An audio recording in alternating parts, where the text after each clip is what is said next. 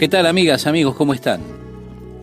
Bien, el Señor promete a esta iglesia: por cuanto has guardado la palabra de mi paciencia, yo también te guardaré de la hora de la prueba que ha de venir sobre el mundo entero para probar a los que moran sobre la tierra.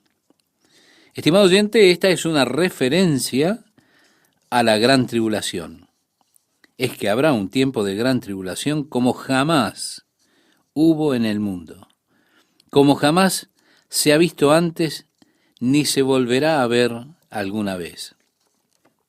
La destrucción masiva de la humanidad que tendrá lugar en esos últimos 3 años y medio, en los cuales Dios ha de derramar su ira y su juicio sobre este mundo. Como Él declara en el capítulo 14 de este libro: porque la copa de indignación de la ira de Dios se ha desbordado y el mundo verá un tiempo de terror y horror como nunca antes. Leemos de eventos que han ocurrido en la historia, horribles batallas, masacres tremendas, pero no ha sucedido en la historia nada que se pueda comparar con lo que ha de suceder en el futuro cuando la ira de Dios sea derramada sobre esta tierra. Leemos sobre esto, de la ira de Dios derramada sobre la tierra, en el tiempo de Noé, por ejemplo, cuando vino el gran diluvio y ocurrió la destrucción de las personas que vivían sobre esta tierra. Leemos también en el libro de Génesis sobre la destrucción de Sodoma y Gomorra cuando Dios hizo descender fuego del cielo, ¿sí? Leemos sobre la destrucción de Jerusalén por parte de los romanos bajo el mando de Tito Trajano. Flavio Josefo, historiador judío, documentó cosas horribles, atrocidades que acontecieron. Pero, estimado oyente, nada en la historia se iguala o igualará a lo que ha de suceder en la gran tribulación.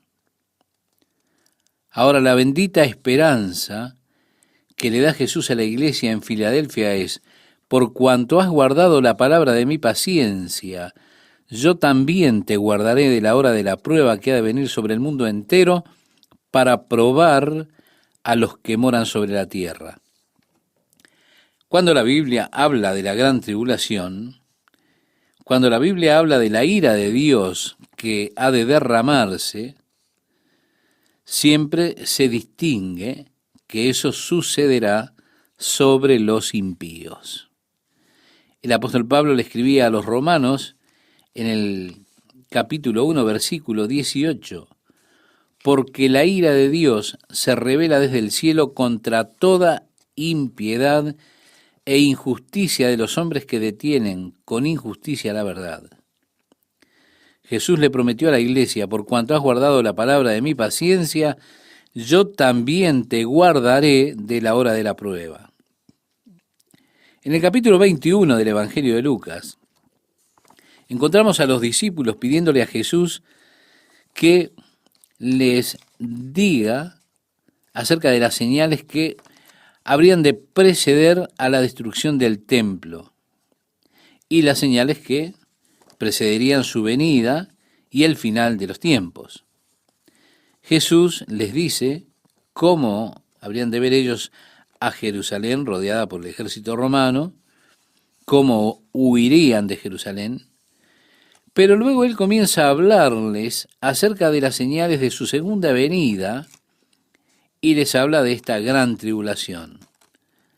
Les dice de las cosas horribles que habrían de suceder, los eventos cataclísmicos, no solo guerras mundiales, no solo hombre contra hombre con armas supermodernas destruyendo la humanidad, sino que les habló también de cataclismos en la naturaleza, vientos feroces, terremotos sacudiendo la tierra en diferentes lugares.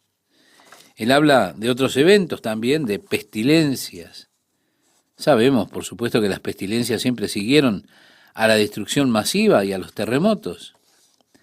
Pero también habrá en ese momento eventos en el cielo mismo, la luna volviéndose en sangre, el sol en oscuridad.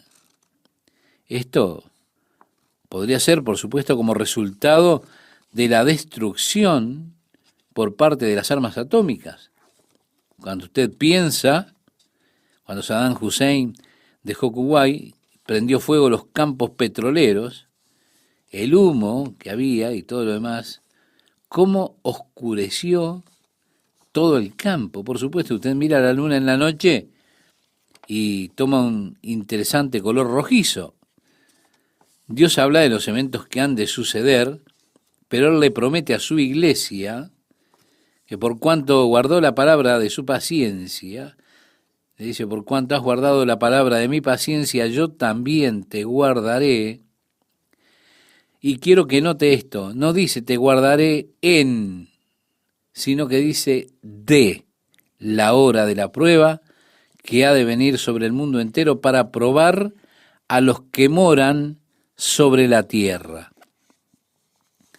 Bien, él luego dice, aquí yo vengo pronto. Esto no significa que él vendrá en un mes desde que él dijo eso. No. Significa que los eventos serán algo en poco tiempo o que tendrán una corta duración.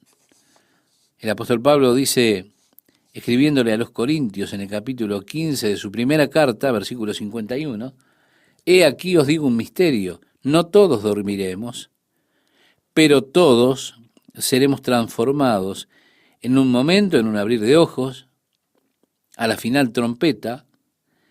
Esto es pronto. Sucederá rápido, sin aviso, de un momento para el otro, en un abrir de ojos, en un parpadeo. El Señor tomará a su iglesia de esa manera. No habrá tiempo de arrepentimiento, no habrá tiempo de clamar a Dios, no habrá tiempo de reclamar su misericordia. Todo terminará antes de que uno se dé cuenta que pasó. Esto es que nos hace pensar lo importante de estar listo en ese momento. Así que recuerde, he aquí, yo vengo pronto. Retén lo que tienes para que ninguno tome tu corona.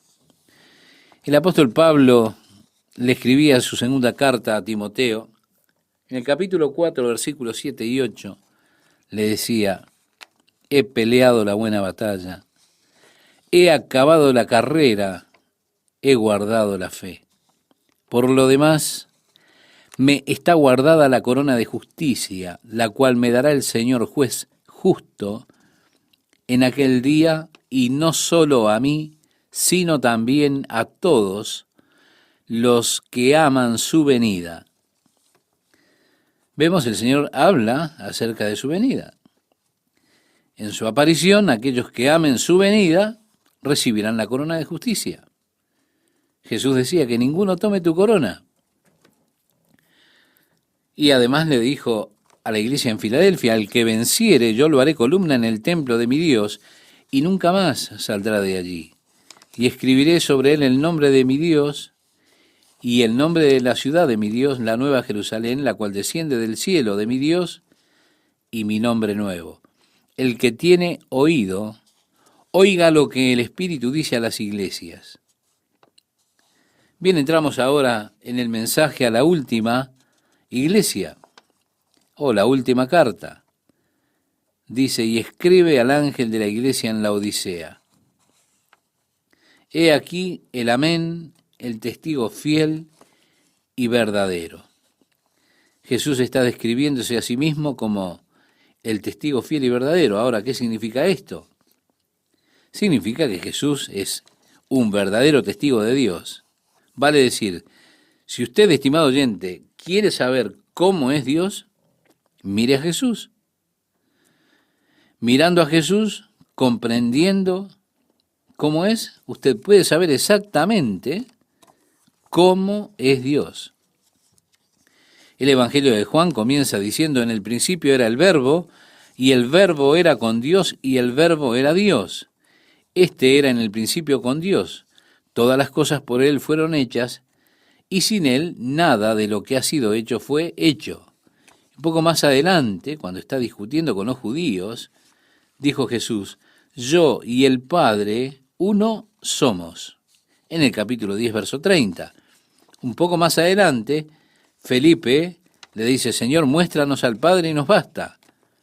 Y Jesús le respondió, tanto tiempo hace que estoy con vosotros y no me has conocido, Felipe, el que me ha visto a mí, ha visto al Padre. ¿Cómo pues dices tú, muéstranos el Padre?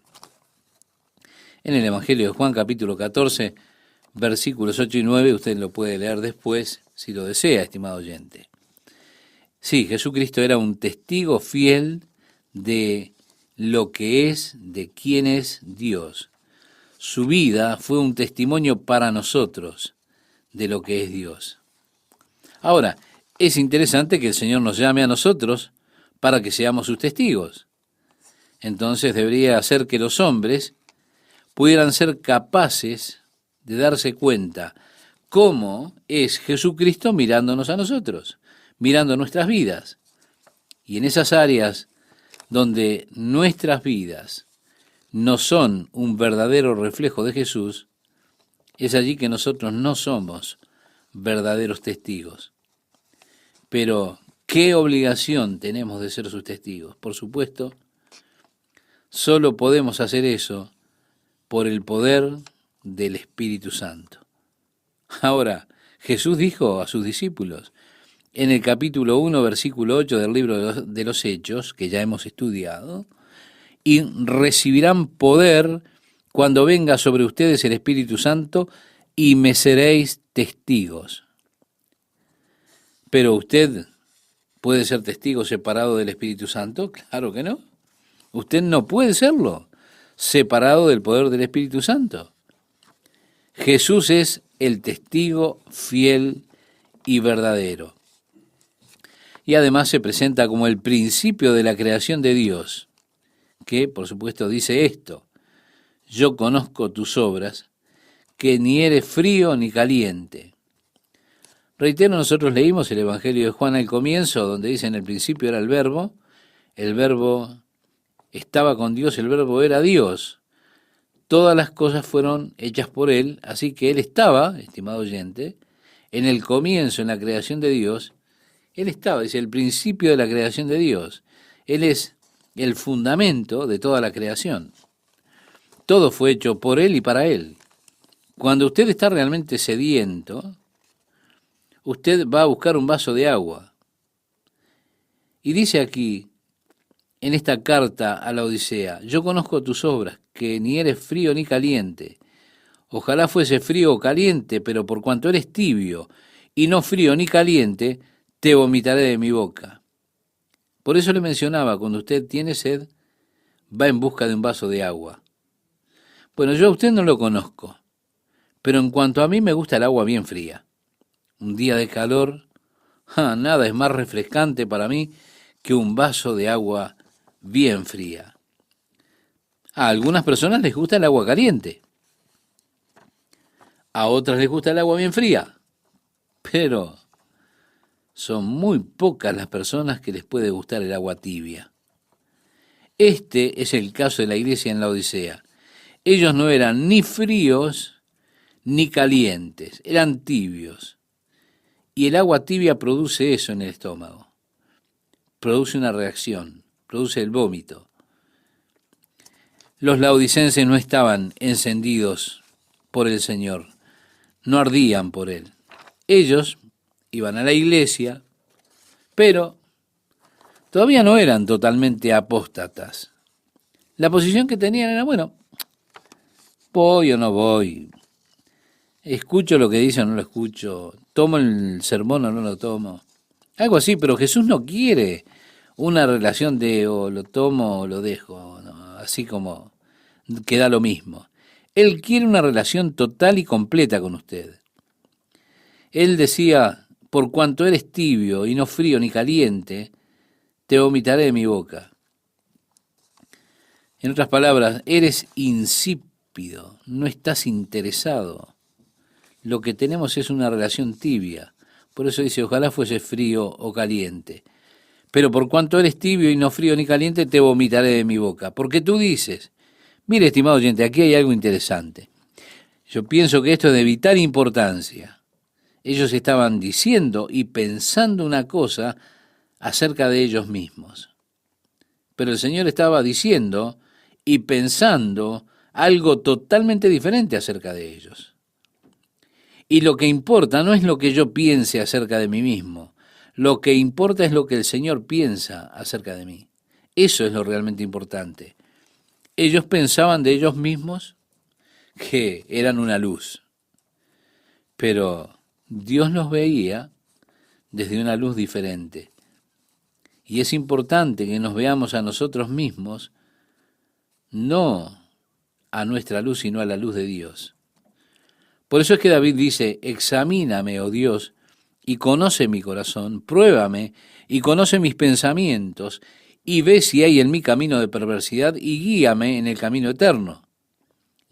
Lo hemos leído ya en otra oportunidad, este Salmo 139, versículos 23 y 24, que usted lo puede repasar después tranquilamente. El Señor aquí dice, porque tú dices, yo soy rico y me he enriquecido, y de ninguna cosa tengo necesidad. He ahí la moderna iglesia apóstata. Muchas de ellas tienen grandes fundamentos en los que se sostiene la iglesia.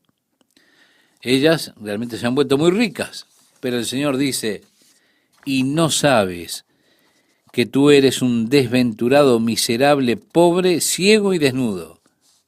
Vale decir, estás desnudo, no tienes nada, eres desventurado, miserable. Así es como Dios los veía a ellos. Ahora, qué contraste con cómo se veían ellos mismos. El Señor dice, por tanto yo te aconsejo que de mí compres oro refinado en fuego, para que seas rico, y vestiduras blancas para vestirte, y que no se descubra la vergüenza de tu desnudez, y unge tus ojos con colirio para que veas. Es que espiritualmente estaban ciegos. Desafortunadamente, estimado oyente, esto es lo que ocurre con muchas personas el día de hoy. Están espiritualmente ciegos. Ciegos siguiendo a líderes también ciegos. Esa es la iglesia apóstata del día de hoy. Hay muchas iglesias que han contratado pastores liberales o mujeres liberales en cuanto a la sexualidad, en cuanto a la moralidad. Hay muchas iglesias donde hay una total negación de la Biblia como palabra de Dios. Se niega la divinidad de Jesucristo. Se niega la obra expiatoria de Jesucristo. Usted se preguntará, ¿y por qué existen aún? Bueno, ellos existen porque ellos han dado grandes fortunas, hacen grandes donaciones. Ellos pueden pagar un atractivo salario y las personas están ciegas a su condición espiritual. En este punto es interesante ver que cuando una iglesia está en un estado tan trágico, tiene que oír lo que dice Jesús. Yo reprendo y castigo a todos los que amo. Sé pues celoso. La palabra celo tiene que ver con ardor. Usted ha escuchado acerca del ardor de la pasión, ¿verdad? Sé celoso, le dice el Señor, y arrepiéntete. Es que el Señor aún les ama. Los está castigando para llevarlos al arrepentimiento. En el libro de Hebreos, capítulo 12, versículos 5 y 6, dice, no menosprecies la disciplina del Señor, ni desmayes cuando eres reprendido por Él, porque el Señor al que ama disciplina. Por eso el Señor habla de castigo y los está llamando a que sean celosos y se arrepientan. Así que en un sentido más o menos llegamos aquí al final de la historia de la iglesia con la iglesia de la Odisea. Ahora, ¿dónde encuentra usted al Señor en esta iglesia? Él está afuera llamando a la puerta. Como dice el verso 20, he aquí yo estoy a la puerta y llamo. Si alguno oye mi voz y abre la puerta, entraré a él y cenaré con él y él conmigo. Estimado oyente, la salvación es una cuestión individual. Si alguno, dice, si alguno oye mi voz, usted no será salvo por un sistema religioso, ni por una iglesia. Usted es salvo por una experiencia personal con Jesucristo que está golpeando a la puerta de su corazón, buscando entrar en su vida, buscando comunión con usted. Por eso dice, cenaré con él.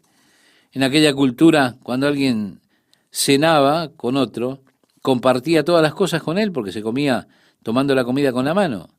Así que compartía hasta los gérmenes, no solo la comida. No había tenedores, cuchillos, platos, no, nada desinfectado allí.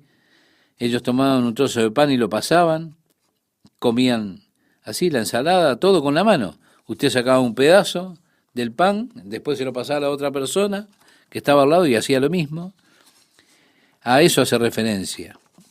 Era hecho uno con el otro, por decirlo de alguna manera. Por eso es que ellos quedaron sorprendidos cuando Jesús comió con los pecadores y publicanos. Él, porque un judío jamás comería con una persona que no fuera judía, es decir, un gentil. Jamás, nunca.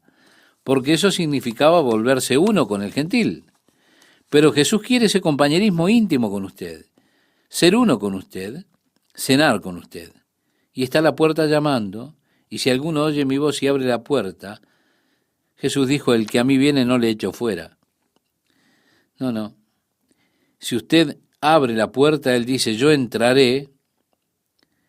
Mi casa está tan desordenada, podría decir uno, está tan sucia. Tú no puedes ver la mugre que hay en mi casa. El Señor dice, yo entraré. Lo hermoso del caso es que Él lo ayudará a limpiar su casa. Entraré, cenaré con Él y Él conmigo. Es su promesa.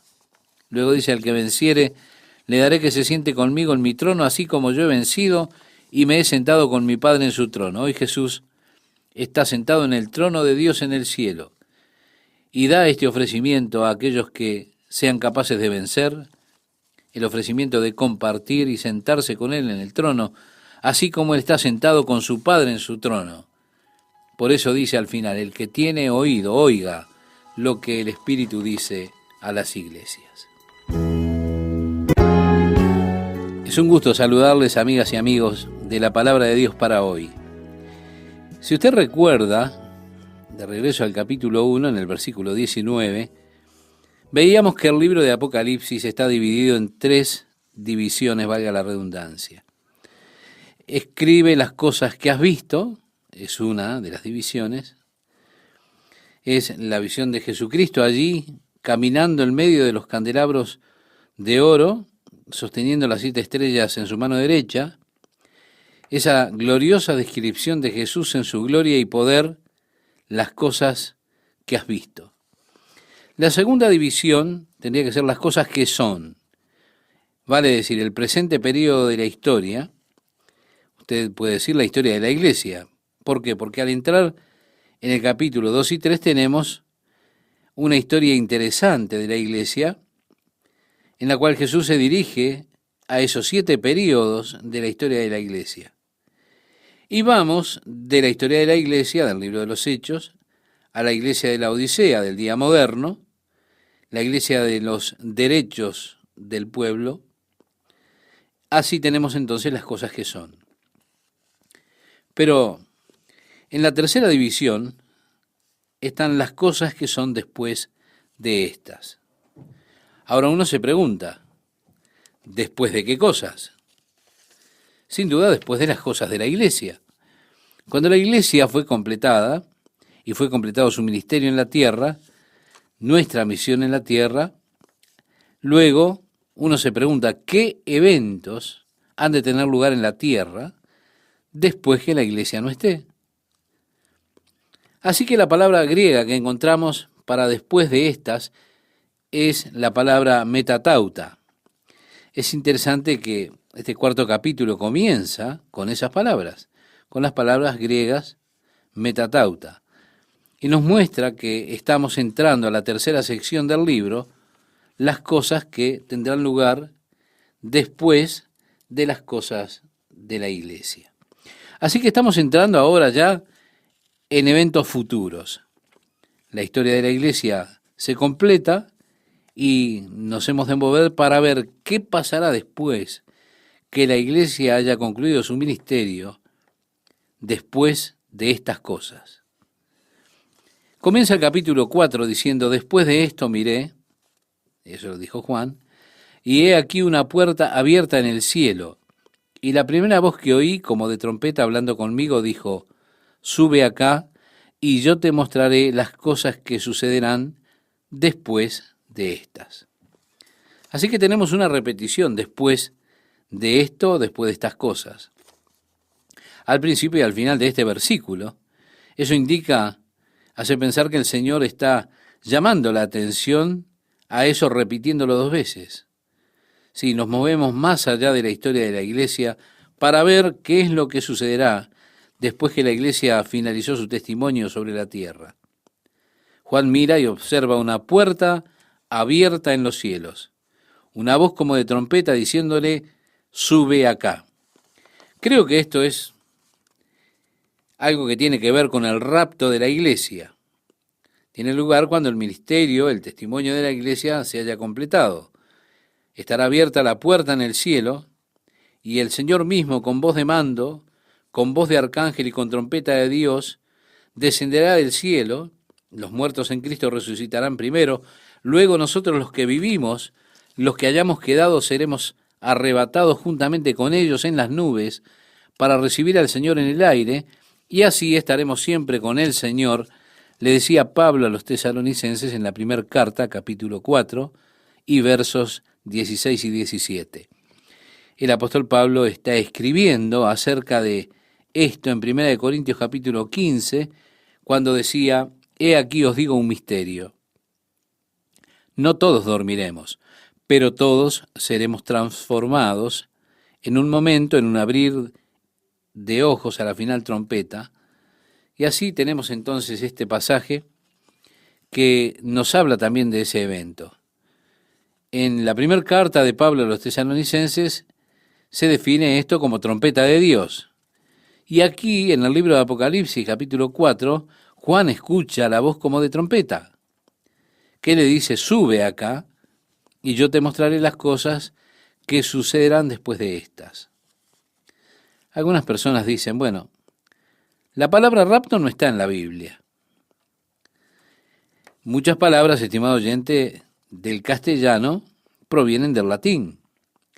Muchas vienen del griego. Hay muchas palabras que cuando usted las toma del latín, encontramos una palabra castellana que suena como ella.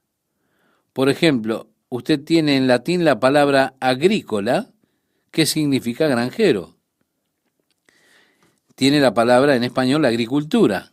Sí, habla de un granjero, la agricultura, agrícola, y muchas de nuestras palabras son adaptaciones del latín o del griego. Es así que la versión de la Biblia, Reina Valera, es la traducción del griego. Ellos recogieron y escogieron para traducir la palabra arpazo, lo que significa ser tomado de repente. Así se traduce en la versión Reina Valera. Bueno, ellos han traducido entonces como tomado. Seremos tomados arriba para encontrarnos con el Señor en el aire. Y tomados arriba viene de la palabra griega arpazo. Ahora, hay una versión en latín de la Biblia que es llamada la Vulgata Latina, que fue traducido mucho antes que cualquier versión española, traduciendo la palabra griega arpazo al latín. Ellos usaron la palabra en latín raptus, lo cual significa lo mismo que arpazo. Es la palabra latina para tomados arriba. Así que en la Biblia española hemos traducido arrebatado, tomados arriba. Si hubiésemos estado traduciendo de la Vulgata Latina al español, probablemente estaríamos usando la palabra rapto, porque estaríamos traduciendo la palabra latina raptus. Así que nuevamente dicen, bueno, la palabra milenio tampoco se encuentra en la Biblia. Habremos de hablar del reinado milenial de Jesucristo. Pero ellos dicen, bueno, como milenio no está en la Biblia, no hay reinado milenial. Bien, miremos, milenio, otra vez. Proviene del latín, de dos palabras, mili annum. Y mili annum es mili, es mil, y annum es años. Así que esta palabra milenio viene del latín y se traduce en 1000 años. Traducido en su Biblia, dice, y reinarán con él 1000 años. Es lo mismo que decir millennium, porque de ahí viene mili annum, de ahí viene la palabra milenio. Por lo tanto, las personas que hacen esta clase de discusiones discuten de una, podríamos decir, desde una posición de ignorancia de los lenguajes. Es bastante triste porque tratan de hacer de esto un gran asunto porque la palabra rapto no está en la Biblia, pero sin duda la experiencia es enseñada en la Biblia y hay que ir a fondo en los lenguajes para entender. Volviendo a nuestro estudio, Juan escuchó la voz, era como de trompeta, que le decía, ven y sube acá. Juan fue arrebatado por el Espíritu. Y cuando la iglesia será llevada por el Espíritu para encontrarse con el Señor en el aire y así estaremos para siempre con Él. Bien, allí Jesús le dice, te mostraré las cosas que sucederán después de estas. Ahora vamos al futuro para entrar en Él. Dice Juan, y al instante yo estaba en el Espíritu, y he aquí un trono establecido en el cielo, y en el trono uno sentado. Y el aspecto del que estaba sentado era semejante a piedra de jaspe y de cornalina, y había alrededor del trono un arco iris semejante en aspecto a la esmeralda. Estimado oyente, la primera cosa que capta la atención de Juan cuando él va en espíritu al cielo, está allí Juan como un representante de la iglesia, lo que significa que la primera cosa que captará nuestra atención cuando lleguemos a los cielos, sin dudas, será el trono de Dios. Juan ve este trono de Dios que está establecido en los cielos y el que está sentado en el trono. Para mirar, él lo ve como piedra de jaspe y cornalina. El jaspe es como un diamante azul y blanco. Tiene la brillantez de un diamante. La cornalina viene de sardis, es una gema de color rojo sangre. Así que él ve el trono al estar mirando a Dios, y note que no se menciona ninguna forma, sino solo esta brillantez. Nos dice la Biblia que Dios habita en luz inaccesible para el hombre. Es más, la Biblia dice que Dios es luz. Así que al mirar era como jaspe y cornalina. Este arco iris que tenemos alrededor del trono de Dios es como una esmeralda, sería de un tono verdoso. Y así tenemos también ahora alrededor del trono 24 tronos. Es decir, hay tronos menores. Luego dice, y vi sentados en los tronos a 24 ancianos vestidos de ropas blancas, con coronas de oro en sus cabezas. Bien, hay muchos que creen que estos 24 ancianos son representativos de la iglesia. J. Vernon McGee toma esa posición acerca de que hay 24 apóstoles, así que él cree que estos 24 tronos son representativos de la iglesia. Son los ancianos que representan la iglesia. Hay dificultades con eso en tanto que Juan es instruido por los ancianos muchas veces en cuanto a los eventos de los que no está totalmente consciente acerca de lo que está sucediendo, y esto es explicado para él por un anciano. Hay otros, como William Newell y Cisse, que creen que estos 24 ancianos son un orden de seres angelicales. Ahora, hay muchos otros de los seres angelicales, la Biblia habla de varios órdenes, pero exactamente quiénes son los 24 ancianos no está claro. Los vemos, sí, sentados sobre estos tronos, con sus coronas de oro sobre sus cabezas. Y dice además, y del trono salían relámpagos, y truenos y voces, y delante del trono ardían 7 lámparas de fuego, las cuales son los 7 espíritus de Dios. Como vimos, los 7 espíritus, lo hemos visto en los capítulos previos, en esa oportunidad cuando veíamos los 7 espíritus, indicábamos al capítulo 11 de Isaías, en esa profecía que tenemos en cuanto a Jesucristo y la séptuple obra del Espíritu Santo en su vida. El espíritu de sabiduría, entendimiento, en fin, esa obra séptuple del Espíritu Santo en la vida de Jesús, los cuales son los 7 espíritus, o las 7, podríamos decir los 7 significa la obra completa. El número 7 habla precisamente de perfección, de plenitud del Espíritu de Dios en Jesucristo.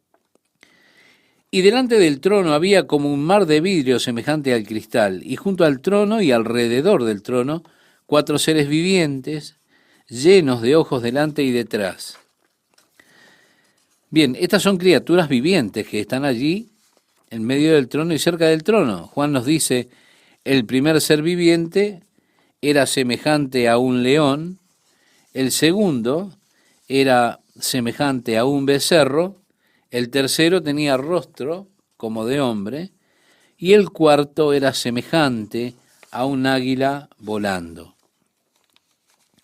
Bueno, muchos ven en esto las 4 caras, por decirlo de alguna manera, con que es presentado Jesús en los evangelios. En el Evangelio de Mateo, Jesús es presentado como el león de la tribu de Judá. En el Evangelio de Marcos, en cambio, se presenta a Jesús como el siervo, como el buey que trabaja. En el Evangelio de Lucas lo vemos presentado como el hombre, la humanidad de Jesús, la cara humana, por decirlo así. Y en el cuarto Evangelio, que es el Evangelio de Juan, podemos decir que presenta a Jesús como el águila volante, el gobernante, la divinidad de Cristo, el aspecto divino de la naturaleza de Jesús. Es decir, Juan abre su evangelio diciendo en el principio era el verbo era con Dios y el verbo era Dios. Vale decir, enfatiza la deidad de Jesús. Es la faceta de un águila, en este caso. Y los 4 seres vivientes tenían cada uno 6 alas y alrededor y por dentro estaban llenos de ojos.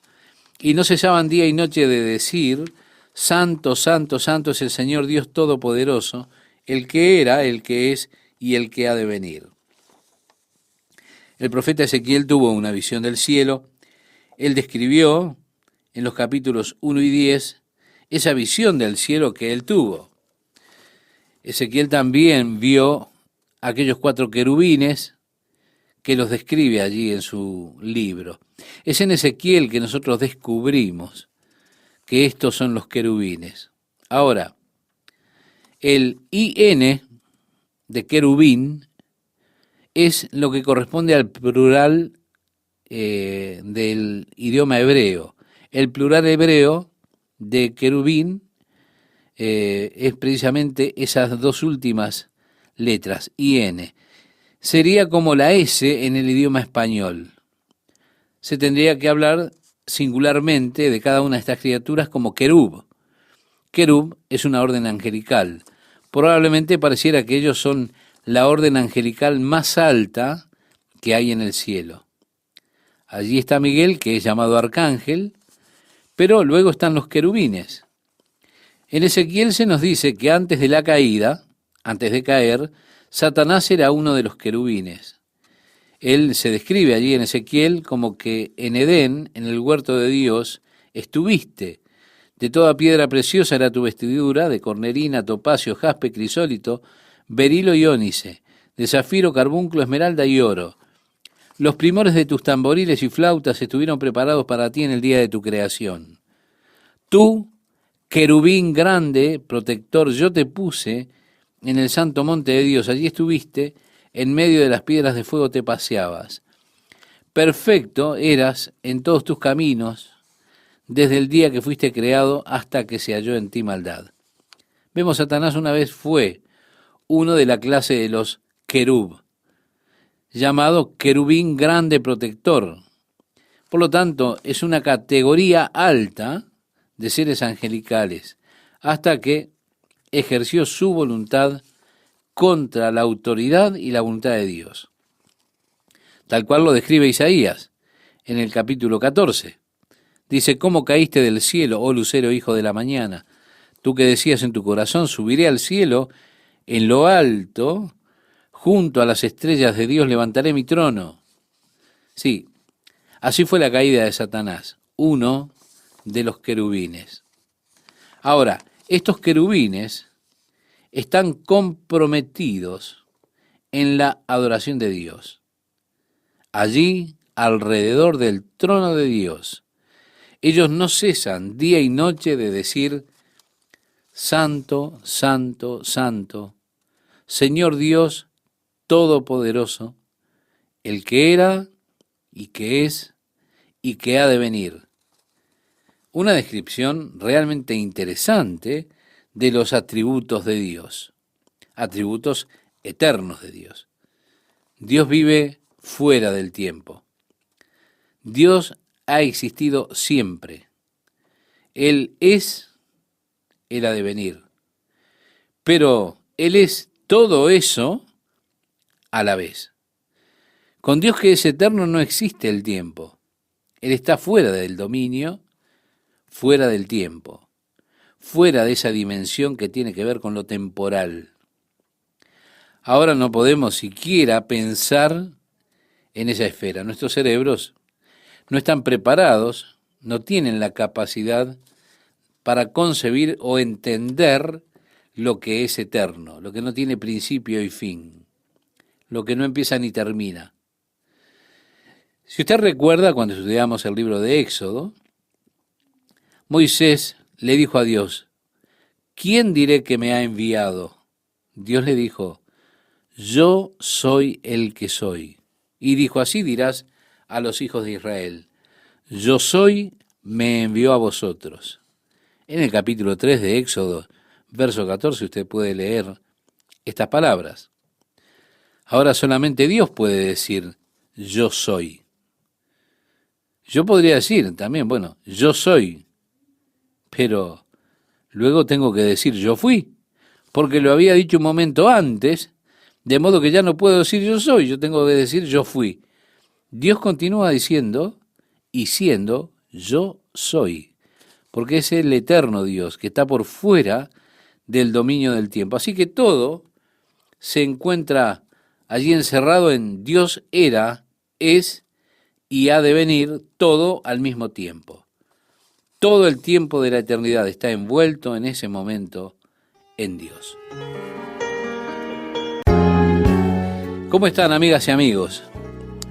Vivimos en un tiempo que es realmente continuo, va pasando, nosotros vamos pasando por el tiempo.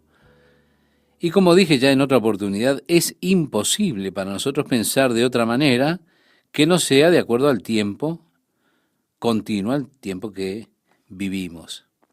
No estamos preparados para pensar de una manera distinta que aquello que es espacio y tiempo. Einstein se ve que estaba cableado un poco diferente. Él desarrolló esa teoría de la relatividad diciendo que el tiempo era relativo a la velocidad. Y esta es su ilustración de eso. Si los astronautas pudieran desarrollar una nave que viajara a la velocidad de la luz, ¿cómo se expandiría el tiempo? Si usted, estimado oyente, pudiese viajar a 300.000 kilómetros por segundo, es decir, a la velocidad de la luz, usted se vaporizaría. Pero sí, cuando usted llega a destino, usted entonces podría materializarse nuevamente. Si usted viajase de la Tierra a la estrella más cercana fuera de nuestro sistema solar, fuera del sistema que tiene como centro al Sol, si viajara a Andrómeda, le llevaría 4 años y medio luz llegar a Andrómeda por medio de ese rayo de luz. Y visitando Andrómeda, usted está allá y dice, bueno, ahora me voy a volver a la Tierra. Usted da el giro, regresa por ese rayo de luz. A usted le tomaría 9 años hacer el viaje de ida y vuelta, aproximadamente. Pero cuando usted volviera a la Tierra, usted encontraría que la Tierra es millones de años más vieja. Entonces usted va a su antiguo domicilio, va a buscar la ciudad de Los Ángeles y le dicen que ha desaparecido hace mucho, mucho, mucho. La relatividad del tiempo es difícil que nosotros la podamos concebir. Ahora, Dios está fuera de tiempo. Por lo tanto, Dios ve todo el tiempo continuo a la vez. Yo pienso en términos de comienzo y fin, de nacimiento y muerte. Todos nosotros pensamos de esa manera. Es lo que llamamos en el tiempo continuo, ayer, hoy, mañana. No podemos divorciar nuestra mente de eso. Hablamos del último mes, del próximo mes, el año pasado, el próximo año. Estamos atados a este concepto de tiempo y no podemos realmente liberarnos de esa forma de pensar. Por eso tratar de ilustrar es difícil. Pero digamos que decidimos ir al desfile de las rosas. Y entonces conseguimos nuestros tickets. Allí están las tribunas situadas en la Avenida Lake y Colorado Boulevard. Así que ya hemos reservado el estacionamiento, tenemos nuestros lugares en las tribunas, de manera que no estamos muy preocupados acerca de ver el desfile. Y bueno, llegamos allí, todavía está oscuro, está frío. Nosotros nos vestimos para un día caluroso, tomamos el programa y miramos los carros alegóricos que van a salir en orden, varias bandas, grupos ecuestres, todo lo demás. Y allí estamos estudiando todo el desfile y este habrá de ser un gran día y esto es lo que ocurrirá. Así que estamos allí sentados esperando. Finalmente escuchamos a alguna de las bandas y empezamos a estirarnos para mirar hacia el Boulevard Colorado, hacia Orange Grove. Y vemos esa banda que viene marchando calle abajo, pero enfrente de esta hay 2 hombres caminando con una gran pancarta que dice Desfile de las Rosas y Grand Marshal. Así que allí vemos a Matt Dillon, que está sentado en su convertible, saludando de un lado al otro. Luego vienen las bandas, algunos grupos ecuestres, después comienzan a pasar los carros, y allá viene un carro maravilloso. Es el carro de San Gabriel. Y pasa y nosotros festejamos, saludamos, ¡qué hermoso! Atrae nuestra atención. Luego, seguido por otro carro, alguien viene corriendo hacia donde estamos allí, al borde de la tribuna y nos dice, ¿ya desfiló el carro de San Gabriel? Nosotros le decimos, sí, pasó hace 5 minutos. Entonces dice, no, escuché que es hermoso y yo quería verlo. ¿Es hermoso? ¿Quieres verlo? Bueno, mira, corre hacia el Boulevard Colorado. Si llegas a Sierra Madre o por ahí, podrás estacionar en ese lugar y posiblemente lo verás pasar. Ahora, ellos tienen que ir hacia adelante para ver lo que está pasando, lo que pasó, lo que está atrás. Es decir, verán lo que para nosotros es pasado. Pero para ver el pasado tienen que ir hacia adelante. Ustedes están comenzando a entender cómo es la cosa, ¿verdad? Así que digamos que alguien viene, otra persona, y nos dice, ¿ha pasado el carro de Long Beach? Escuché que es verdaderamente hermoso este año y que se va a ganar el trofeo presidencial. Pues miramos nuestro programa y decimos, no. Aquí está la flota de Disneylandia. Esto significa que estaría pasando por aquí en 5 minutos. Pero esta persona dice, no, yo quiero verlo ahora.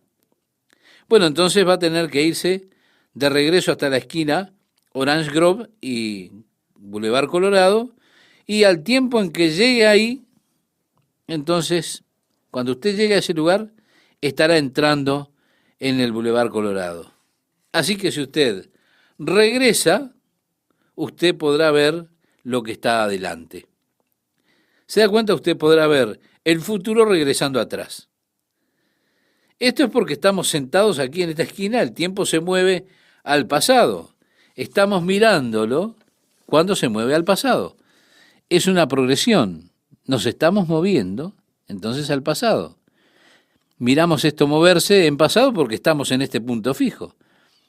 Ahora, si nos metemos en el dirigible de Goodyear y sobrevolamos el Boulevard Colorado, allí podemos mirar sobre Pasadena, así que allí está, ese punto de ventaja que tenemos, estamos sobre Pasadena, podemos ver el auto del Grand Marshal y allí podemos ver los barrenderos siguiendo al último grupo ecuestre por el Boulevard Colorado, y usted puede ver absolutamente todo moviéndose. Y desde allá usted dice, ya está el carro de San Gabriel y el carro de Long Beach y el carro de Disney. Usted puede verlo todo porque se está moviendo mirando hacia abajo. Entonces puede ver toda la progresión. Pensemos, Dios fuera del tiempo mira y ve toda la historia del hombre de un vistazo. Y al ir hacia atrás de nuestros puntos fijos y la progresión va hacia el pasado, pero Dios está viendo todo de un vistazo. Él está viendo a Adán allí en el jardín de Edén, el momento cuando dijo, no, Adán, no lo hagas. ¿Y qué quiere que le diga, estimado oyente? Le dije que no podemos entenderlo, pero podemos tener algunos vistazos aquí y allá para tratar de comprender. Isaías también tuvo una visión del cielo que registra en el capítulo 6 de su libro. Él dijo, en el año que murió el rey Usías, vi yo al Señor sentado sobre un trono alto y sublime, y sus faldas llenaban el templo. Entonces dije, ay de mí que soy muerto, porque siendo hombre inmundo de labios, y habitando en medio de pueblo que tiene labios inmundos, han visto mis ojos al Rey, Jehová de los ejércitos. Y él vio los serafines que tenían 6 alas, con 2 cubrían su rostro, con 2 volaban y demás, y uno tomó una brasa del altar y la puso en sus labios, y entonces él allí describe a los serafines. Ahora, ¿por qué la descripción de los serafines y los querubines es tan similar? Muchos de los escolásticos bíblicos creen que serafín y querubín son 2 nombres para mostrar la variante en grados angelicales, grados que son de las órdenes más altas. Diríamos, los querubines son la orden más alta. Ellos están allí en el trono de Dios declarando la santidad de Dios. Si vamos a Génesis, por ejemplo, la primera mención que tenemos de los querubines, aparece allí cuando Adán pecó y fue echado por Dios del jardín de Edén. Dios puso un querubín para cuidar el jardín, la entrada del jardín, para prohibir que el hombre volviera a entrar al jardín. Es la primera mención que tenemos. Pero guardando en el cielo podemos ver la santidad de Dios cuando ellos declaran, Santo, Santo, Santo, Señor Dios Todopoderoso, el que es, que era y que ha de venir. Y el verso 9 dice, y siempre que aquellos seres vivientes dan gloria y honra y acción de gracias al que está sentado en el trono, al que vive por los siglos de los siglos, en la adoración que tiene lugar allí, los 24 ancianos se postran delante del que está sentado en el trono y adoran al que vive por los siglos de los siglos y echan sus coronas delante del trono diciendo, quiero que usted recuerde, estimado oyente, que allí tienen 24 tronos menores, que tienen coronas de oro sobre sus cabezas, y en respuesta a la adoración de los querubines, ellos caen sobre sus rostros, toman sus coronas y las echan allí delante del trono de Dios, al responder a la adoración de los querubines. Dice, diciendo, Señor, digno eres de recibir la gloria y la honra y el poder, porque tú creaste todas las cosas, y por tu voluntad tienen ser y existen. En el capítulo 1, versículo 1 de la Biblia, en Génesis, leemos, en el principio creó Dios los cielos y la tierra. Sí, una y otra vez la Biblia declara que Dios es el creador, el originador, por llamarlo así. El autoexistente Dios es el único que creó los cielos y la tierra. En el idioma hebreo, la palabra que se utiliza es bará, Es una palabra hebrea muy interesante.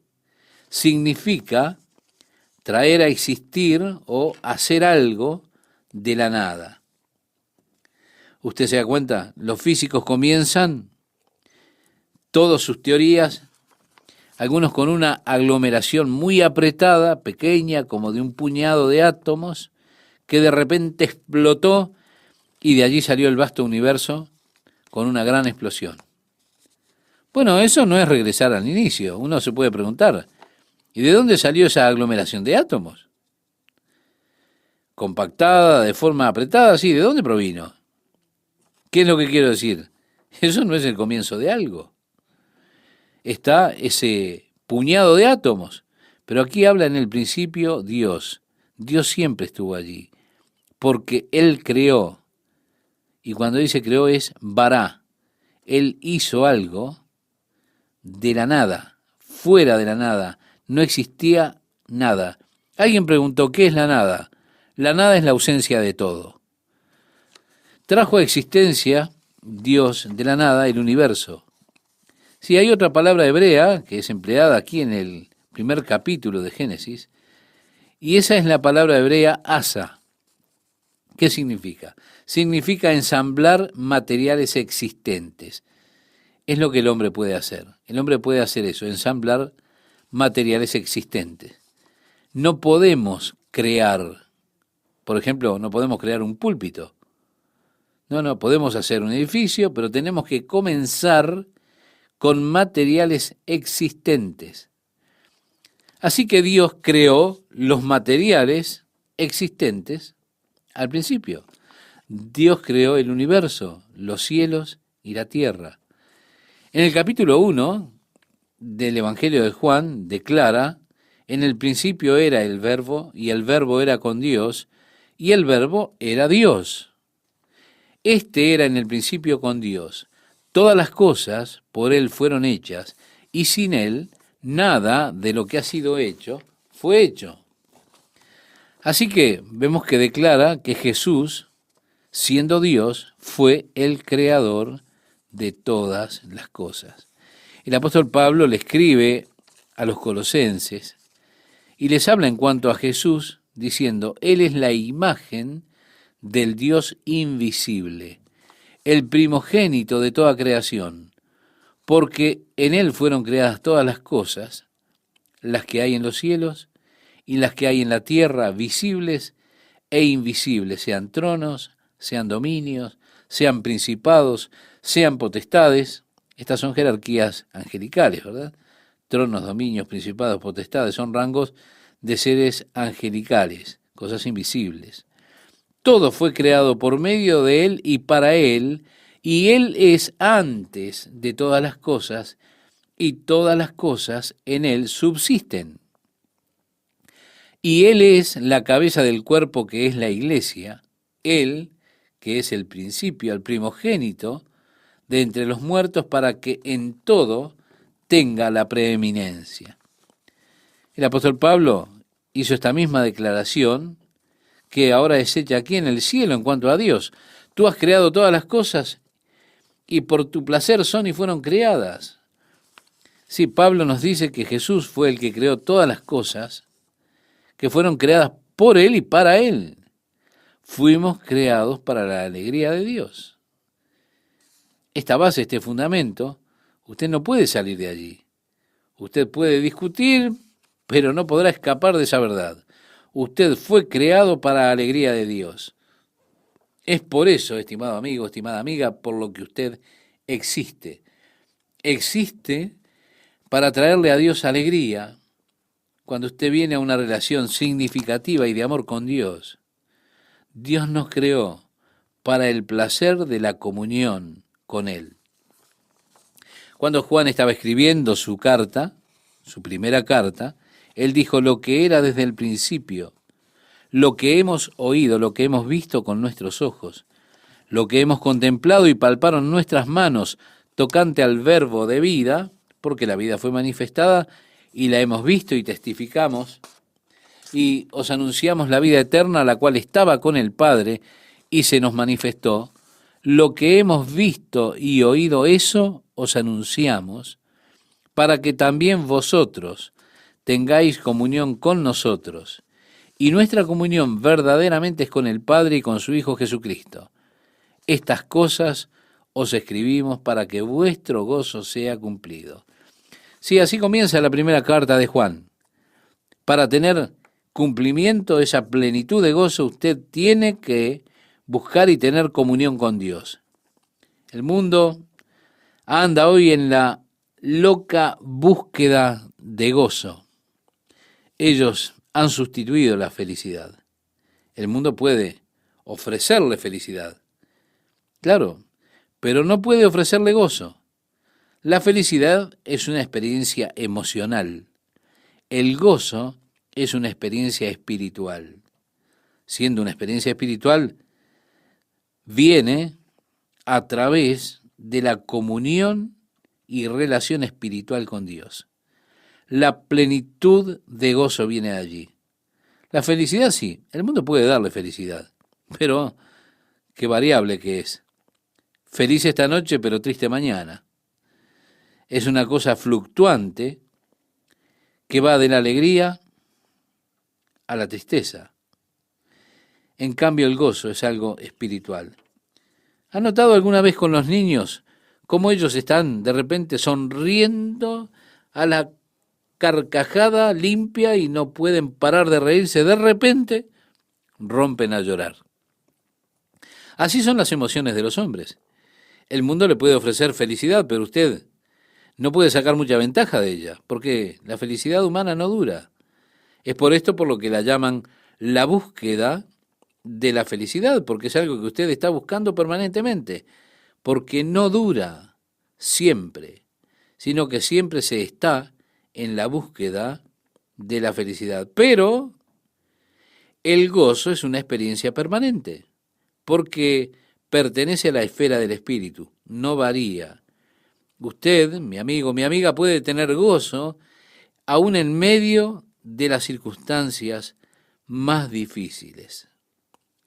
Las cosas pueden parecer horribles, con todo su vida está exultante de gozo. Decía el apóstol Pablo, me gozo en lo que padezco por vosotros. ¿Se da cuenta?